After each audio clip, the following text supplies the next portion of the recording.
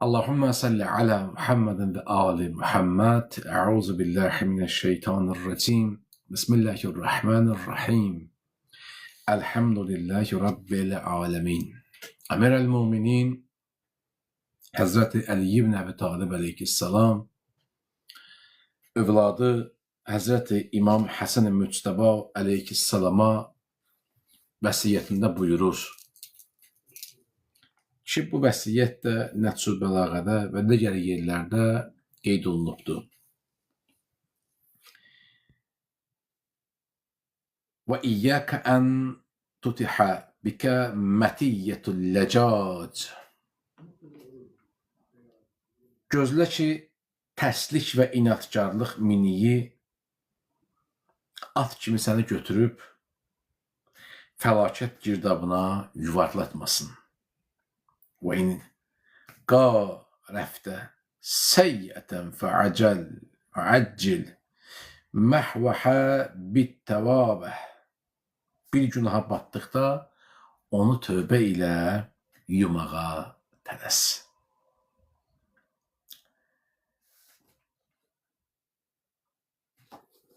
Dəlisov at bizə məhrəm olmayan bir minişdir. Baxın, bizim Azərbaycanlıların yaxşı bir sözü var. Deyir ki, özgə atına minən tez düşər. Eşitmişsiniz yəqin bu sözü. Özgə atına minən tez düşər. Buna niyə özgə at deyil? Yəni sənin deyil. Yəni sənin miniyin deyil.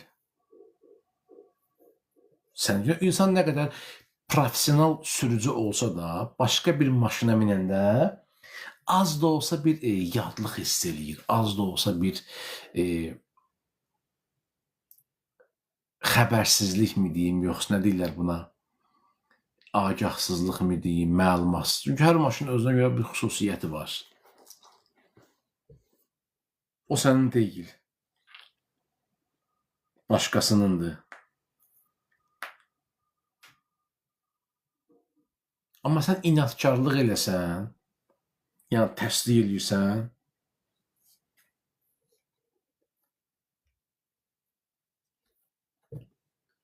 minməyə çalışırsan, bu səni hara aparacaq? Girdabın dərinliyinə. Baxmayasan, miniş vasitəsidir. Biz bəzən elə elmlərin arxasından gedirik ki, bəzən elə kitablar oxumaq istəyirik ki, heç mənə önəmli deyil, mənə vacib deyil o dərslik. Nədir Peyğəmbər sallallahu? Sənə fayda verməyən bir şeyin dalınca qaçma. O elmin ki, sənə faydası yoxdur, məşğul olma. Məşğul olma.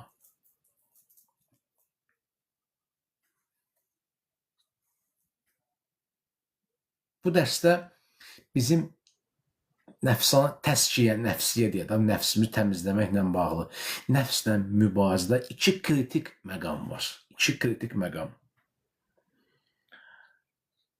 Çalışıram, bəs az danışam, çox danışmayam ki, vaxtınızı da almayam. Həm də gecdir. Xəstəsi olanlar var. Övladı məktəbə gedənlər var. Özü narahat olanlar var. Bir inatkarlıqdır. Bir adamla çox görmüşsək, bir balaca dilini yumuşaq eləsəydi, bir balaca tərslik eləməsəydi, desəydi, hə, siz deyəndə iş həll olardı. Biz elə bilirik ki, bütün situasiyalarda ancaq biz deməliyik.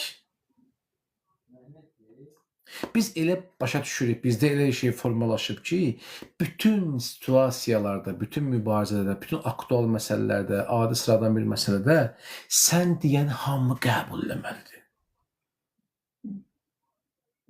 Hətta mümkündür, sən düz danışırsan.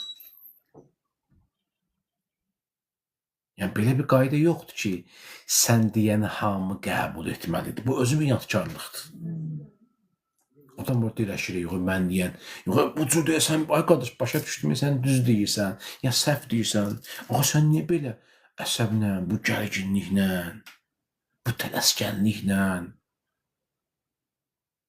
adam var, bir xanımın ailə, bu 2 gün xanımı tanıyıb hicab bağla, sən hicab bağlamasan, sən nə vaxt bu hicabın gözəlliyin təqdim elədin ki, xanım qəbul eləmədi. Bir xanım bir bəyə niyə aşıq olur? Bir bəy bir xanıma niyə aşıq olur? Nəsə bir xoş rəftar görür da. Elimizin məsələ var, itəhbəyə insan məhəbbətə. Bir xoş rəftar, gözəl bir xislət, xarakter görəndə aşıq olur ki, mən ailə quracağım xanım bəy budur. Xanım budur və ya bəy budur. Bir əlində lak olan gör. Sən yandı yox, qardaş, bu bilmir da, bilmir. Gəlin biz istər cismani, istər mənəvi xəstələrə şiddətdən qayğı göstərməyək, dərman göstərməyək. Bunu dəfələrlə demişik. Ötən illərdə bunu demişik. Ondan əvvəlki illərdə biz toxunmuşuq bu mövzuya ki, heç vaxtı həkim xəstəni şiddətdən qarşılamır. Normalda ağıl sahibi olan bir həkim. Xəstəni rədd eləmir. Gəl otur, iynə vurur, analiz eləyir, laboratoriya yaparırlar, qan əkirlər, sistem asırlar. Ən yaxşı halda həkim, belə deyək də, müəyyən məsləhətlərini verir. Müəyyən məsləhətlərini verir ki, belə etmə, elə etmə. Biz cəmiyyətlə bu cür davranmalıyıq. Biz hara qaçırıq? Bu nə üstünlük tələbidir bizdə, yeri gəlmişəm. Dərsimizin adı üstünlük tələbinin kökləridir. Bu nə özünü üstün saymaqdır. Bir qəribə şey var cəmiyyətdə. Bəzən baxsan, dindar olanlar, dindar olmayanlar bəyənmirlər. Vallahi sənin də o qədər əməlin var ki, Allah bəyənmir. Bunu hara yazaq biz? Olmaz. O gün də Fərid mənim qəşəng söhbət elədi. Təqliddən bağlı. Ki, izləmiş olarsınız Fərid Abdullah. Biri meclisə girən kimi, namaza başlayan kimi təqlid eləyirsən, eləmirsən namazın batildir. O, mən baxıram Facebookda da, Instagramda, TikTokda da Fərid müəllim orada kommentdə bəzi adamlar yazıblar ki, görsən sən təqlid əleyhinə danışdın, sən müctib. Adam müştəhid pisləmir. Adam çıxışın sonunda qayda ki, hər bir insan bilmədiyini mütəxəssisdən soruşmalıdır.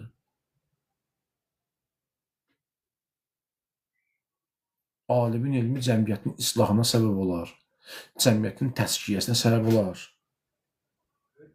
Niyə axı biz bir dəstə insanlar sanki münsiflər heyətidir? Bilmirəm, bir adamlar görürsünüz, bir şey paylaşırsan, bir şey danışırsan, səni irad tuturlar. Məsələn, dəstəkdən qabaq irad tuturlar. Hicab bağlıysan, çadıra geyinirsən. Bunu çıxart, bu nədir? Əvvəl bir soruş ki, bacı, sən burada özü necə hiss eləyirsən, necə? Bu hicablı xanımlar da var, çadıra əhəlinə iradlanlar da var içərisində. Hələ mən inansızını demirəm heç. Bir üstünlük tələbi var insanlarda ki, səndən üstünəm mən, 15 il namaz qılıram, bilirsən nədir? Biz çox görmüşük belələrini. 3 günlük namaz qılıbdır, gəlib 50 il namaz qılınan üstün olubdur əməlinə görə. Bir əməldə xalis yoxdursa, qürbət qəsdi yoxdursa, bunun bir təsiri də olmayacaqdır. Heç kim özünü münsiflər heyəti kimi göstərməsin. Çox xahiş edirəm. Xüsusən tələbələr. Xüsusən bir balaca elm öyrənib, bir iki dənə kitab oxuyub özünü üstün bilər. Bilirsiniz necədir? Yox, bilmirəm. Bilmirəm necədir. De bilin. Yox, indi biz də da indi belə bildim, yəni biz sən kimi deyirsən. Sən mən, Allah işi mən demir. Allah özü biz deyir. Orta həddi gözləməliyik. Nəzə qapını möhkəm oldu. Orta həddi gözləməliyik biz. Orta həddi mütləq gözləməliyik. Orta həddi gözləməsən, biz o fəlakətin dili girdabında olacaq. O dili vəsiyyətdə, girdabda olacaq. Bu tərslik və inatkarlıq, bu üstünlük tələbi bizdə bir Dəlisov ata bənzəyir.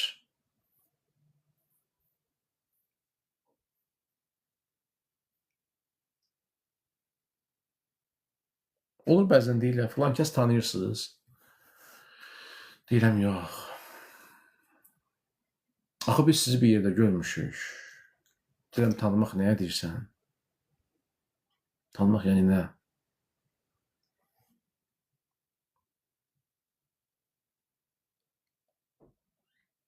Bizim yaxınlardan birinin bir yaxşı sözü var.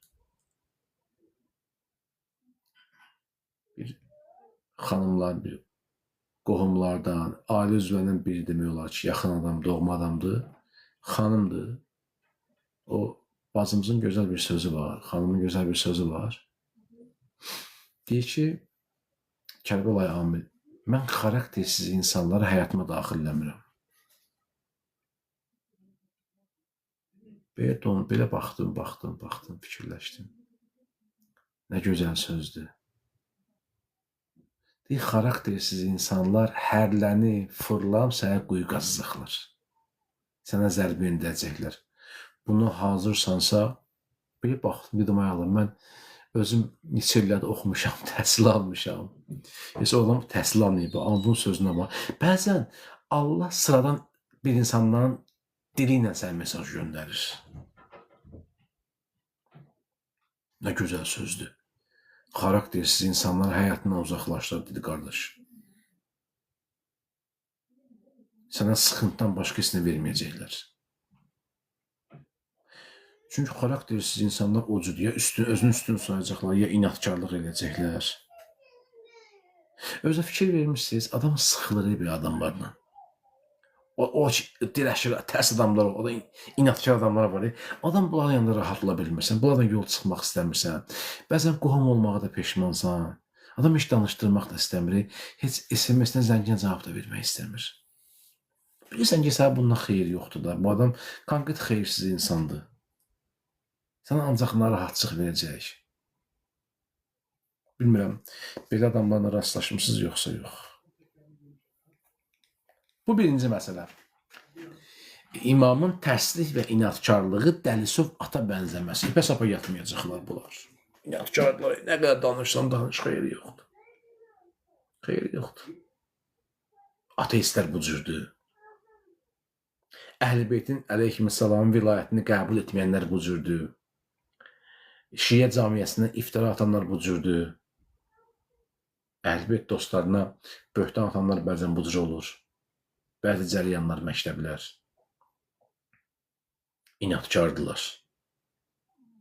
İnatkarlığından həqiqəti ortaya gətirmək. Amma deyərdim ki, inatkar insanların dərk etmə qabiliyyəti çox zəifdir. Çox zəifdir. Bu birinci məsələ. İnatkar insanlar idarə etməni itirirlər həmişə. Hətta inatkarlıq səbəb olub bunlar qeyri-ixtiyarı qəzəblənirlər. Hətta səndən küsənlər də olur. İnciyənlər, hətta biraz da iləri gedib bir ədəb söz deyənlər də olur. Və nəhayət nə olur? Fəlakət girdabına düşürlər. Bu birinci məsələ. İmamın tərslik və inatkarlığı Dəlisov ata bənzətməsi bu atın da səni idarə etməni itirməyinə və fəlakət girdabına düşməyinə səbəb olacaq. Niyə? Çünki inatkar insan səhvini görsə də, səhvini görür əslində. Və ən bədbəxti budur, ən problemi də budur. Öz səhvini görsə də geri dönmür. Bu onun mənəvi iflası aparır. Diqqətli olun. Ətrafınızda belə adamlar varsa, diqqətli olun. Onun xəstəliyi küləyə sənə dəyməsin. Yoluxucu xəstəlikdə ehtiyatlı olun. İkinci, gəldik ki, üstünlük tələbi həm də təkəbbürlükdən formalaşır. Yanında kimsə oturmaq özünə sığışdırmayan, yer davası döyən, ev davası döyən, mal-mülk davası döyən, qırqızıl davası döyən, toylarda bəhsə-bəs görən. Toylarda adamlar, siz elə bilirsiniz ki, toyda adamlar öz üçün bəzən bəzənirlər. İndi bunu bəlkə də xanımlar daha yaxşı deyə təsdiqləyərlər. Çünki kişilərdə bu o qədər də hiss olunmur. Adətən kişilər normalda kostyum giyinirlər, kasıbı da kostyum giyinir, imkansız kostyum giyinir, o da hiss olunmur. Bəh, siz gəlin bunu qadınlara baxın, xanımlara baxın. Falan kəsə özünü göstərmək üçün və ya öz gəlinini göstərmək, bax, mən yəni qaynanala belə baxıram gəlinimə və ya gəlin özü, xanım özü, toya gələn bir xanım özü başqasının özünü göstərmək üçün elə libas geyinirlər ki, öz libaslarını təqdim edirlər. Kimsə elə bir rəqs eləyəndə, oynayanda onun rəqsinə baxır, onun geyiminə baxır, görün paltar hardan alıbdır, bunun paltarı necədir? Necə durdu buna? Mən bundan ala bilərəm. Hansımız qəşəng görsəndirik? O bir də görsən, bəzilərdə yar zarafat, yar ciddi beli var. Toyda ən qəşəng mən geyinmişdim. İndi o tanıyanın yanında beli var. Yazıq neyəsə, məzur qaldı ki, ən qəşəng sən geyinmişdin, ən yaxşı sən görsənirdin. Bu sözdən sevinənlər var, qürurlanan insanlar var. Təkəb. Fikir verin, siz toya gələn adam, yasa gələn adam, sualsına bax, görüm kim var? Belə şey görmüşsünüz. Deyimin ki, görməmişik. Çox maraqlı bəhsdir, çox maraqlı dərsdir. Bəlkə də elə Allah da az adamın qulaq asmağını istəyir. Bilir ki, çox adam qulaq asıb əməlləməyəcək. Bari 5-6 nəfər qulaq asıb əməlləsin bu dərsə. Mən bu etiqaddayım, bu əqidədəyim belə məsələlərdə. Çünki hər bir şeyin mənası var. Toya girən adam, tədbirə girən adam həmin dəqiqə neyinir? Sola sağa baxır. Görüm kimləri var, kimləri yoxdur. Bilmirəm, səhv deyirəm, düz deyirəm. İnşallah ki, yanlış eləmədik. Sual, niyə sola sağa baxırsan? Niyə sağa bax, niyə sola baxırsan?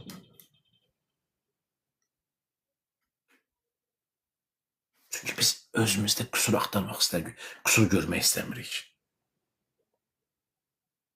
Adam var, toyuna dəvət olunur, stolda oturur, bir tədbirdə, bir məclisdə. Bəlkə bir 175 dəfə sola sağa baxır, görün, belə baxır, həm belə baxır, nə bilim. Məclis sahibi iş qalıb orada, başqa yerlərə baxır. Bilirsiniz, axtarır, insanda bir maraq dairəsi var, maraq. Bu ikinci məsələ, təkəbbürlük məsələsi var bu da. Gəldik sona, bəs neyniyək? Neyniyək? Manevr eləyək. Nə? Manevr yəni nə?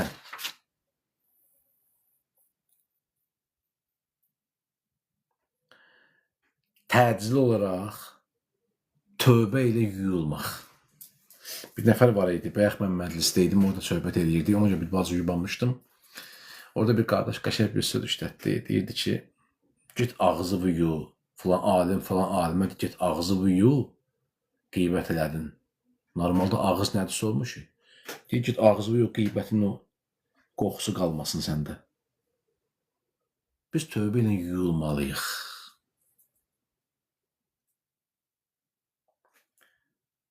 Gördün ki, səhv edirsən, çıxış yolu da var.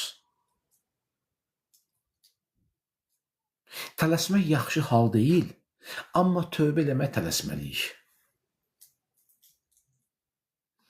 Necə ki, bir bayaq üzr istəyirəm ifadəmə görə yaşıl köynək geyinmişdim. Sadəcə dəstəmaz alanda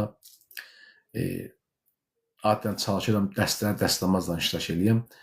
Su düşdü, bir ləkə düşdü, mayalaydı. Evdə belə yaxşı görsənmə. Tez onu dəyişdim, qara köynəyə giydim, üzr istəyirəm.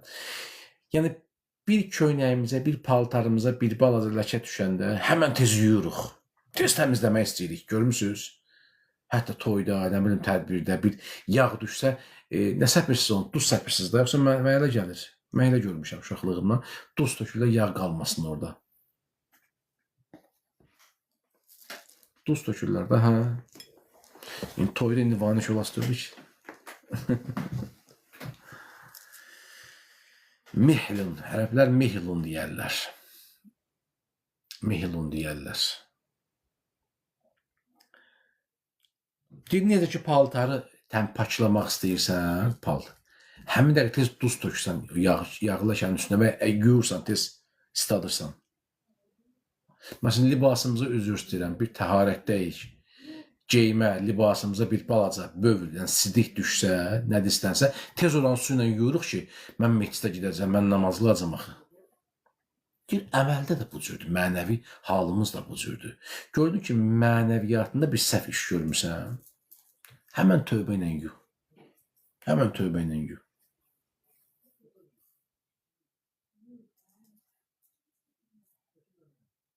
Yu.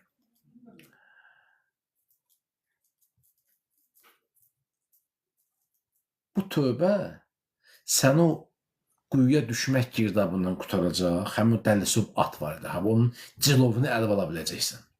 Səni sürükləməyəcək. Böyük arif, alim, ustad Ayətullah Cavad Amuni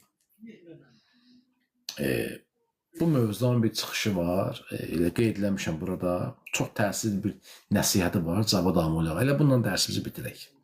Allah ömrünə bərəkət versin. Zamanəmizin böyük filosoflarındandır, alimlərindəndir, professorlarındandır, belə deyəcək. Böyük üləma alimdir. O bir dənə misal çəkir. Deyir ki, nəfs bəzən bizi elə yerlərə gətirir ki, insan haqqı bildiyi halda sadəcə mən demişəm deyə inad eləyir. Və bir dənə belə misal çəkir. Buyurur ki, inadkarlıq dəlisov bir ata minib, qaranlıqda uçuruma doğru qaçmağa bənzəyir. Səni sürətlə aparır. Sənə ləzzət eləyə bilər, məni at aparırdı. Amma səni uçuruma aparır bu sürət. Ağıllı süvari odur ki, uçurumu görən kimi atın başını çevirsin. İnsan üçün bu baş çevirmə tövbədir. Əgər desən ki, biraz da gedim, sonra çevirərəm, artıq girdaba yuvarlanmış olacaqsan.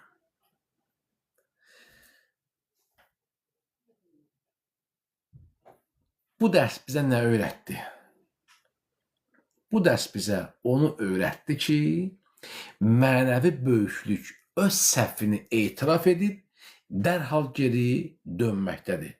Sona qədər inad etməkdə deyil. Sən inad etməklə mənəvi irəliləyiş, mənəvi yüksəliş qazana bilməzsən. Əslində, eniş, çöküş səni qaraba-qaraba izləyib, səni o girdaba düçar eləyəcək. Allah öz izzət cəlalına bizi günah girdabından qurtarsın, tövbə ilə əməllərimizi yuyaq. Hərəkət də lazımdır, halva deməklə ağız şirin olmayacaq. Allah bizə ixtiyar sahib eləyibdir. Hər şey Allahın da öhdəsinə atmaq olmaz. Allah deyir, sən hərəkət elə mən bərəkət verim. Sən addım at ki, mən də bir nəzər eləyim, sənin işin yaxşı getsin. Biz addım atmaq istəmirik, amma nəzarət istəyirik. Belə də olmur əzizim. Belə də olmur. Peyğəmbər və ali Peyğəmbər salavatla yad edək. Allahümmə salli alə Muhammed və ali Muhammed və rəccin. Bizdən bugünlük bu qədər.